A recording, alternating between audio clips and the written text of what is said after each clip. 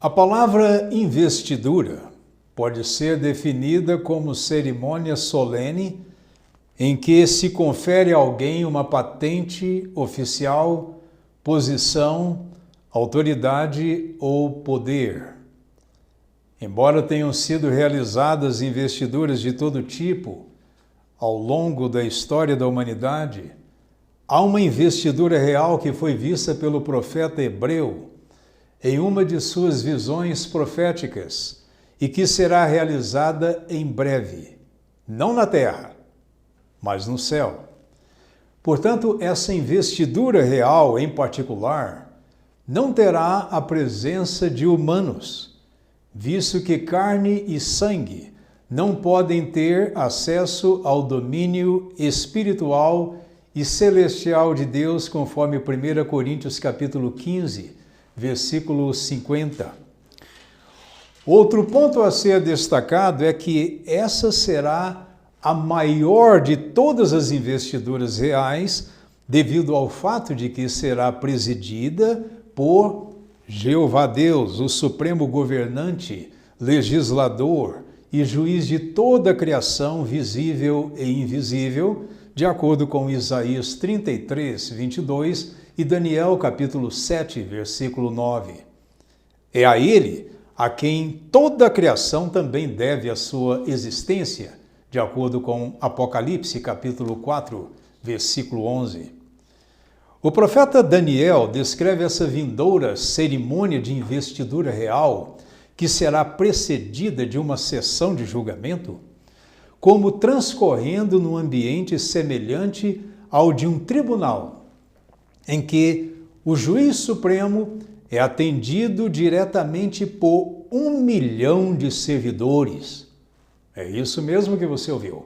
Ao passo que 100 milhões de outras criaturas angélicas estão posicionadas de pé diante dele, prestando detida atenção ao desenrolar dos eventos.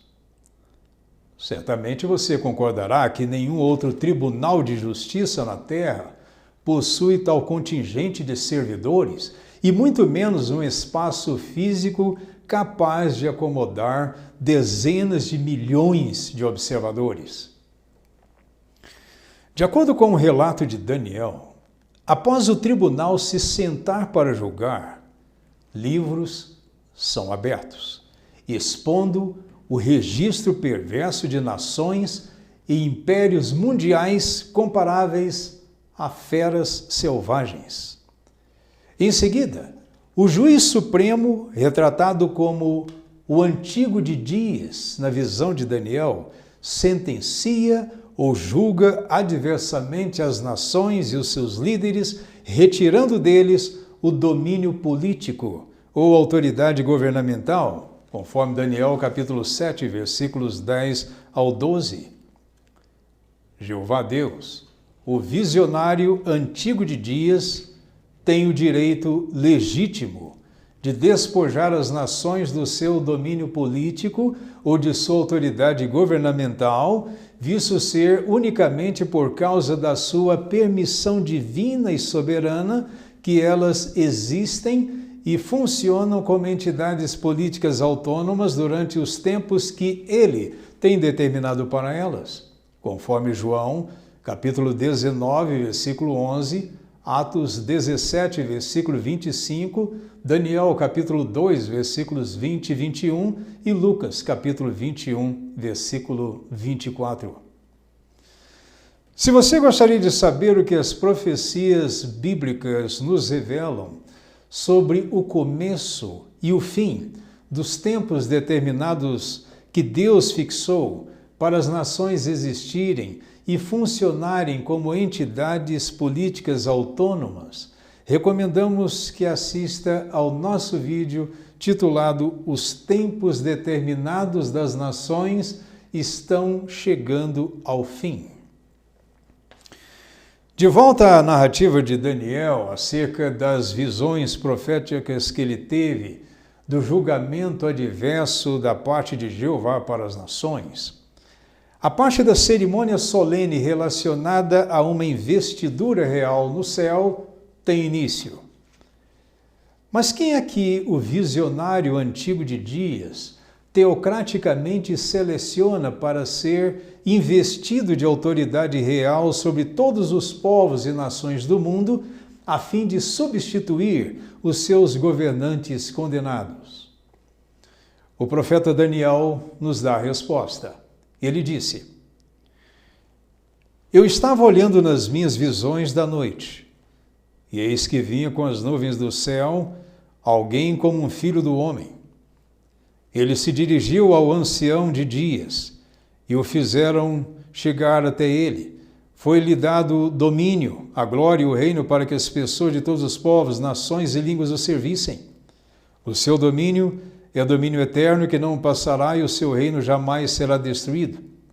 De acordo com Daniel 7, versículos 13 e 14, na versão da Nova Almeida atualizada. Quem é este visionário filho do homem, que veio com as nuvens do céu e obteve acesso ao ancião ou antigo de dias, que lhe concedeu domínio eterno e um reino sobre todos os povos e nações do mundo?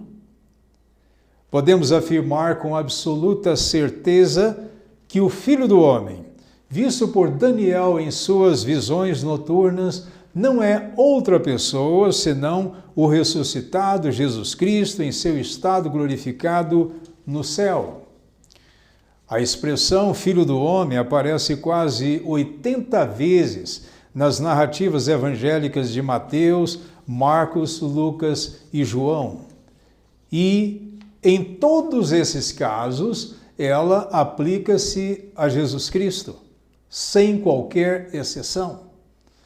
Outras ocorrências do mesmo título, igualmente aplicadas a ele, encontram-se em Atos capítulo 7, versículo 56, Hebreus capítulo 2, versículo 6, Apocalipse capítulo 1, versículo 13 e também o capítulo 14, versículo 14. Jesus também usou a designação Filho do Homem para referir a si próprio, como em Mateus capítulo 8, versículo 20, também no capítulo 9, versículo 6 e no capítulo 10, versículo 23. Do mesmo modo, ao ser interrogado diante do grande sinédrio, que era a Suprema Corte Judaica em Jerusalém, Jesus não deixou dúvida de que ele era o Filho do Homem, visto nas visões de Daniel.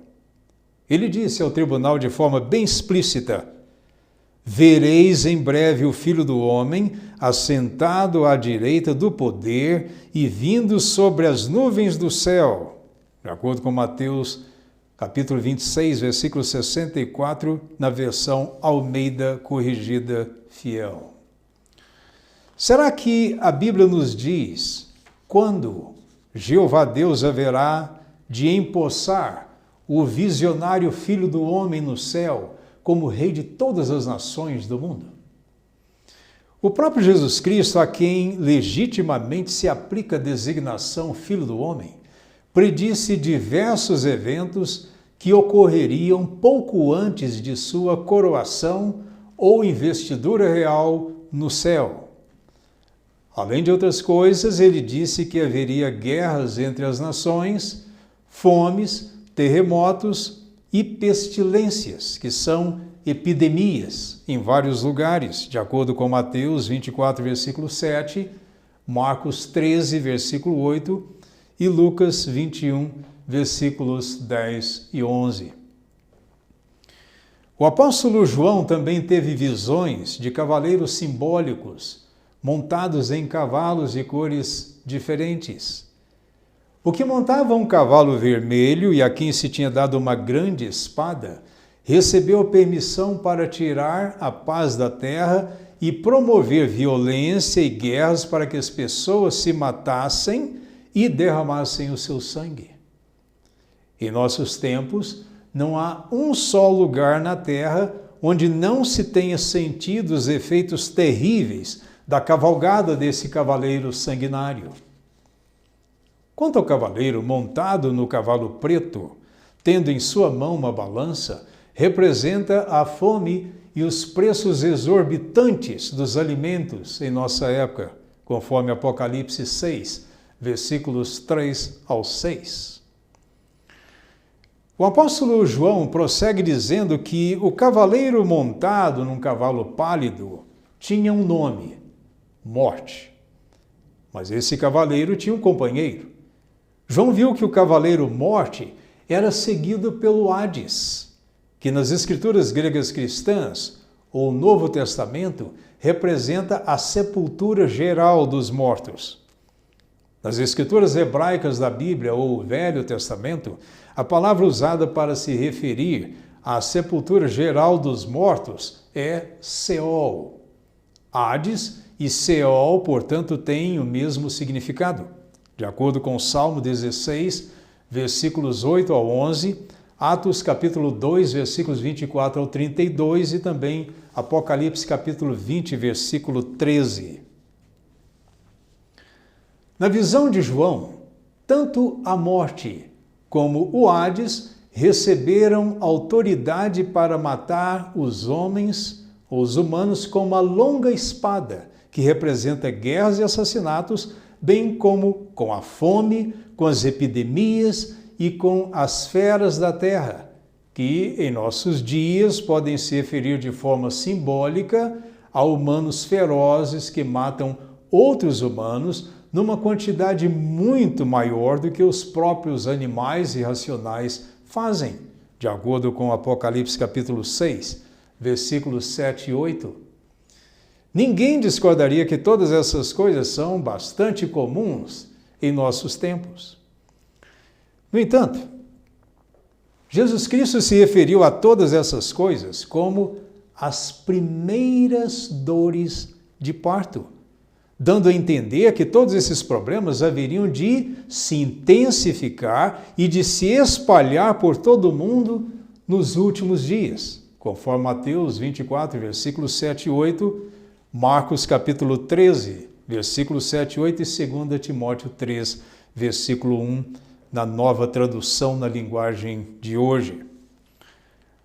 As dores de parto que o mundo sente, de forma figurativa, e que estão associadas ao agravamento e à rápida propagação de todos os problemas que afligem a humanidade, culminariam então na chegada ou parto, por assim dizer, de um curto período de tempo que Jesus Cristo chamou de grande tribulação. Ele disse: pois então haverá grande tribulação como nunca ocorreu desde o princípio do mundo até agora. Não, nem ocorrerá de novo.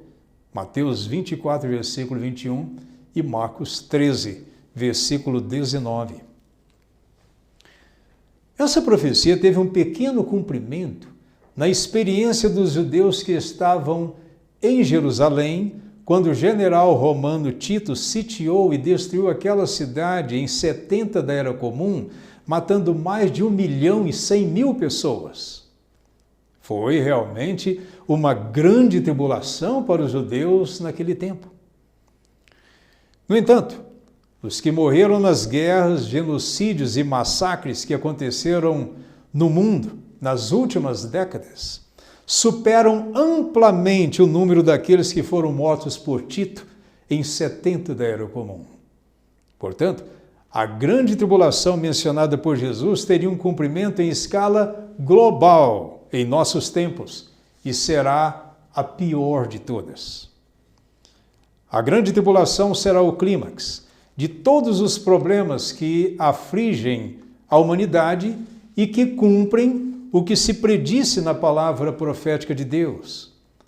Portanto, podemos ter certeza de que a tribulação global pode ter início a qualquer momento. Somente os que não discernem o real significado dos eventos à nossa volta duvidariam disso. Considere, por exemplo, os eventos que estão sucedendo no leste europeu. A guerra na Ucrânia, que resultou do fracasso das tentativas diplomáticas para se chegar a um acordo que pudesse resolver as questões geopolíticas que dividem as partes envolvidas, tem o potencial para produzir um confronto direto entre as superpotências militares do mundo.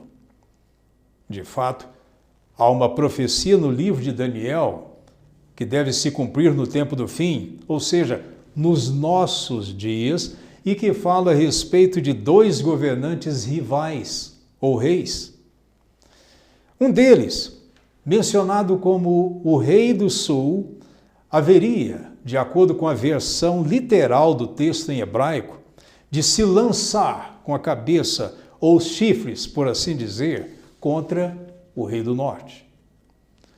Essa investida ou empurrão, conforme algumas versões bíblicas traduzem a expressão literal do texto original em hebraico, por sua vez, suscitaria uma reação furiosa por parte do Rei do Norte. Uma das reações violentas do Rei do Norte incluiria a invasão armada de terras, quer pertencendo ao Rei do Sul, quer aos seus aliados, conforme Daniel capítulo 11, versículos 40, 42 e 44.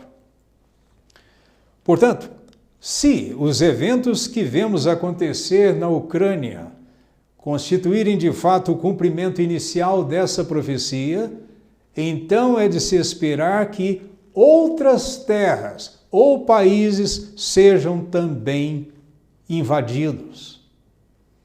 No entanto, o que poderíamos esperar caso o conflito venha a se espalhar para outras terras ou países? Nada menos do que a grande tribulação de escala global predita para os nossos tempos. Em nosso vídeo titulado O Dia de Jeová e de Jesus Cristo se aproxima, falamos mais extensivamente do ponto de vista bíblico acerca da tribulação global e da cavalgada dos cavaleiros do Apocalipse, que de forma cada vez mais acelerada espalha miséria, aflição e morte em todo o mundo. Gostaríamos de incentivá-lo a assistir a esse vídeo também. Ao falar da tribulação global que está para acontecer em nossos dias, Jesus Cristo disse que ela não durará muito tempo, de acordo com Mateus capítulo 24, versículo 22 e Marcos capítulo 13, versículo 20. Os dias, ou a duração da tribulação global, serão abreviados ou comprimidos, por assim dizer, em um curto período de tempo e em seguida terminarão. Assim que terminarem os dias da tribulação global, haverá um período bastante curto de aparente paz e segurança ao redor do mundo. O apóstolo Paulo nos diz o que acontecerá nesse tempo. Vejam o que ele disse. Pois vocês mesmos sabem muito bem que o dia de Jeová vem exatamente como um ladrão à noite. Quando estiverem dizendo paz e segurança, então virá instantaneamente sobre eles a repentina destruição, assim como as dores de parto vêm sobre a mulher grávida, e eles de modo algum escaparão. 1 Tessalonicenses capítulo 5, versículos 2 e 3. Jesus Cristo também falou de um magnífico evento que ocorrerá logo depois da tribulação global, quando o mundo ainda estará acalentado por aquele falso senso de paz e segurança que acabamos de ler a respeito. Jesus disse: logo depois da tribulação daqueles dias, escurecerá o sol e a lua não dará sua luz, e as estrelas cairão do céu, e os poderes do céu serão abalados. Então aparecerá no céu o sinal do Filho do Homem, e todas as tribos da terra se lamentarão, e verão vir o Filho do Homem sobre as nuvens do céu, com poder e grande glória. De acordo com a narrativa de Mateus 24, versículos 29 e 30, e Marcos 13, versículos 24 a 26, na versão Almeida Revista e Atualizada. Esse glorioso evento, que está intimamente associado ao dia de Jeová, mencionado por Paulo em 1 Tessalonicenses capítulo 5, versículo 2, ocorrerá assim que Jeová Deus, o visionário antigo de dias, empossar Jesus Cristo, o visionário Filho do Homem, no céu, com grande glória e poder régio sobre todas as nações do mundo. Visto que Jeová Deus é quem concede poder a Jesus Cristo para governar as nações, o reino de Jesus Cristo também pertence a ele. Portanto, o reino pertence aos dois. Por essa razão, depois da investidura real de Cristo no céu, no período pós-tribulação, o reino do mundo então se tornará o reino do nosso Senhor, ou seja, Jeová Deus, e do seu Cristo, conforme lemos em Apocalipse capítulo 11, versículo 15. Mas alguém poderia perguntar, se o mundo ainda não se tornou o reino de Jeová, nem do seu Cristo, quem então é o seu governante? A Bíblia diz explicitamente que todos os reinos ou governos do mundo estão debaixo da autoridade governamental invisível de Satanás e de seus demônios, conforme Efésios, capítulo 6, versículos 11 e 12, Lucas, capítulo 4, versículos 5 e 6, Mateus, capítulo 4, versículos 8 e 9, e 1 João, capítulo 5, versículo 19. O próprio Jesus Cristo referiu 3 vezes a Satanás como governante ou príncipe deste mundo, de acordo com João capítulo 12, versículo 31, e também os capítulos 14, versículo 30 e capítulo 16, versículo 11. Como Jeová poderia, então, tornar o seu Filho Jesus Cristo o novo Rei do mundo, quando Satanás já é o governante dele? Enquanto ainda vivia na terra, Jesus disse que ninguém pode entrar na casa do homem forte e levar dali os seus bens sem que antes o amarre ou vença. Só então poderá roubar a casa dele, disse Jesus em Marcos capítulo 3, versículo 27, também em Mateus capítulo 12, versículo 29 e em Lucas capítulo 11, versículos 21 e 22, de acordo com a Nova Versão Internacional. Portanto, antes de Jesus Cristo começar a atuar como novo Rei do mundo por 1000 anos, conforme a determinação de Jeová, ele precisa derrotar primeiramente o tal homem forte, que é o atual invisível governante do mundo, e derrubá-lo de sua elevada posição governamental. O livro de Apocalipse fala de uma guerra decisiva que então será travada nos domínios espirituais pela governança do mundo. O rei empossado Jesus Cristo conduzirá então os seus anjos poderosos para a batalha contra Satanás e os seus anjos ou demônios.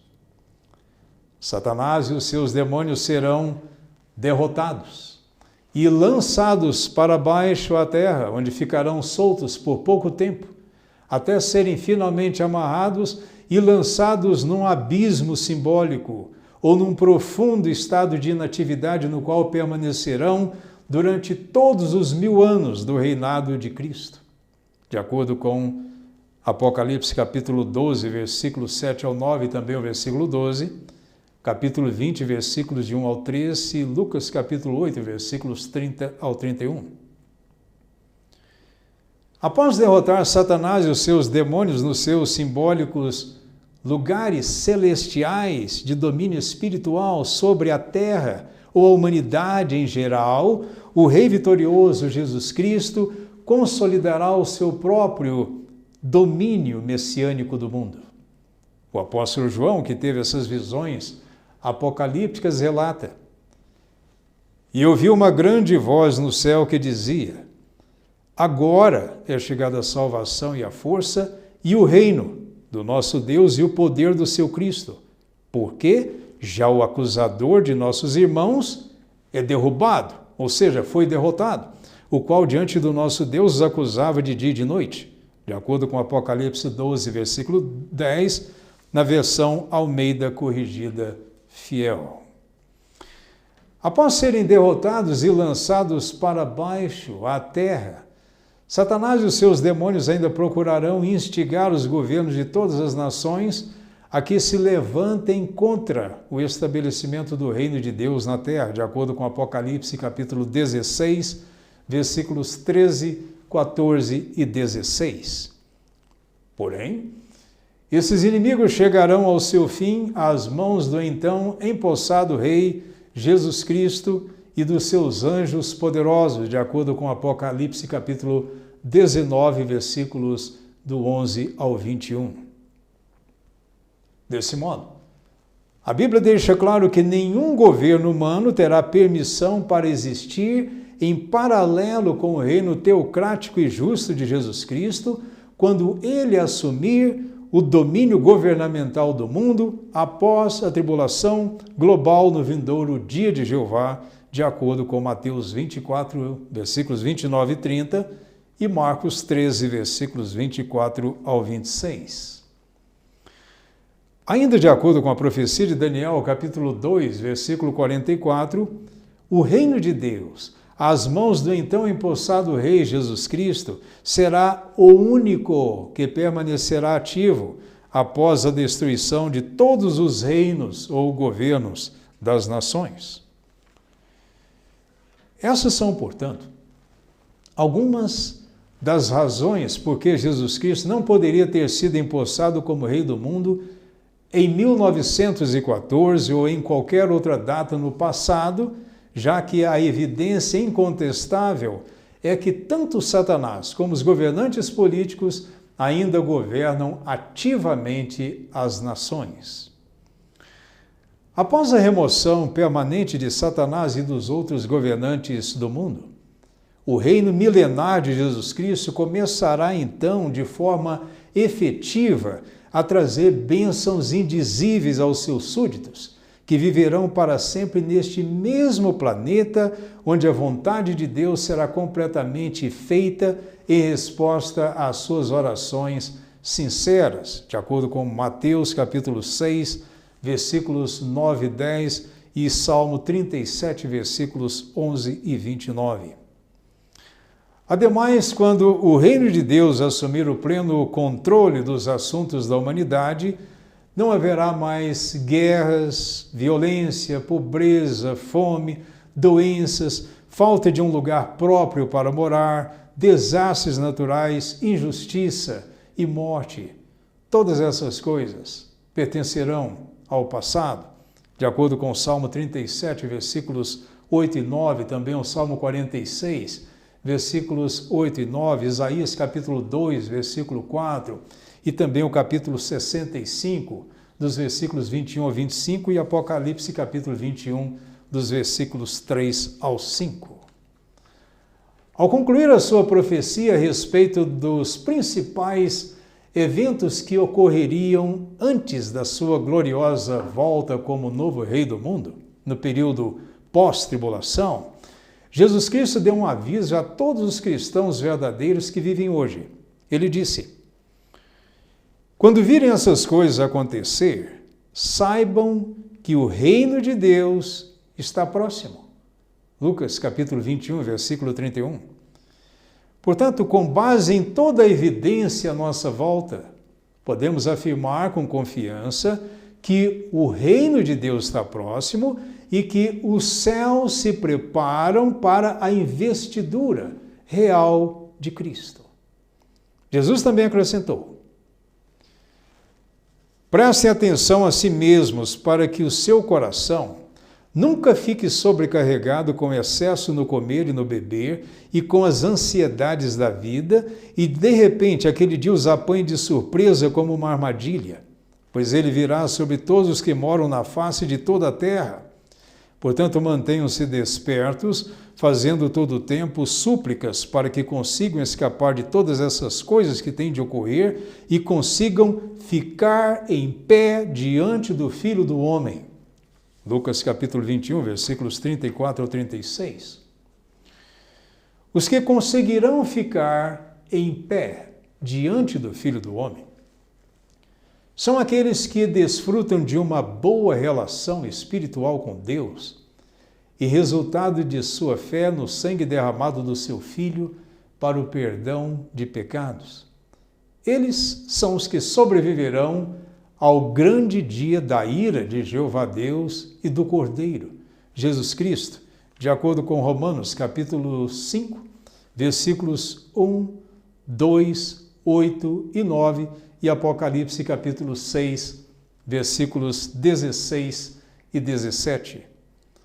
Portanto, os que desejam ficar em pé diante do coroado Filho do Homem, a fim de obter a sua aprovação para viverem eternamente quais súditos do seu reino, precisam hoje mesmo tomar essa firme decisão e depois submeter-se continuamente à vontade de Deus, de acordo com Hebreus capítulo 4, versículo 7, Lucas 21, versículo 19 e 1 João capítulo 2, versículo 17. Queremos aconselhá-lo a prestar atenção às inspiradas profecias contidas na palavra de Deus, porque são como uma lâmpada que brilha em lugar escuro e que nos ajudam a discernir não apenas o significado dos eventos à nossa volta, como também onde nos encontramos na corrente dos tempos que Deus fixou para este mundo condenado, de acordo com 2 Pedro capítulo 1, versículo 19 e Atos capítulo 17, versículo 31. Gostaríamos também de incentivá-lo a assistir a todos os outros vídeos que já publicamos, além de outros que ainda publicaremos nas próximas semanas. Obrigado pela sua atenção.